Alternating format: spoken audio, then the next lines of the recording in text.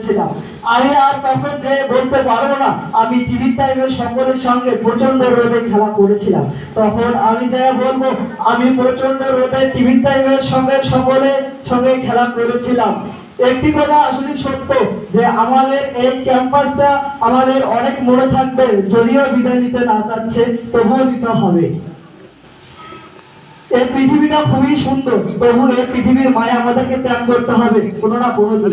ঠিক সেটা তুমি এই বিদ্যালয়ের মাঠ ঘাট ক্লাসরুম আমাদের প্রাণপ্রিয় শিক্ষক সহ শিক্ষিকা এবং আমার সামনে রয়েছে আমার ছোট ভাই বোনেরা এবং আমার প্রাণপ্রিয় বন্ধু, সকলকে আমি অনেক ভালোবাসি। তবে মনে না চাওয়া সত্ত্বেও সময়ের শাসন মেনে আজকে আমাদেরকে বিদায় নিতে হচ্ছে। আজ থেকে আমরা অতীত আমাদের হয়তো হাজিরা রইতে থাকবে স্কুলের কোনো এক কোণে অথবা লাইনের এক কোণে পড়ে।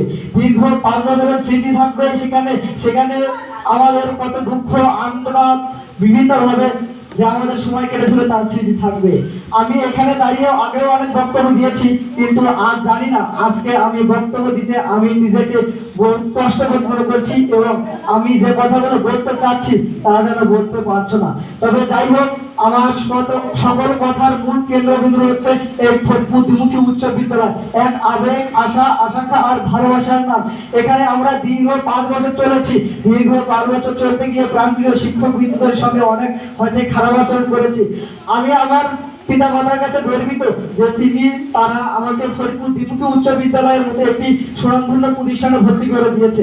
কারণ এই প্রতিষ্ঠান ব্যতীত অন্য কোনো প্রতিষ্ঠানে আজকে আমি ভর্তি হলে আমি আমার শিক্ষক বৃন্দদের সঙ্গে যেভাবে ব্যবহার করেছি তাতে আমরা হয়তো অন্য বিদ্যালয়ে পড়লে আমাদেরকে টিসিতে বের করে দিত, কিন্তু আমাদের প্রাণপ্রিয় শিক্ষক বিন্দু সেটা কখনই না করে আমাদেরকে ডেকে বুকে ধরে নিজের ছেলেদের মতো করে ভুলগুলো শুধরে দিয়েছেন এবং নিজের হাতে লিখেছেন।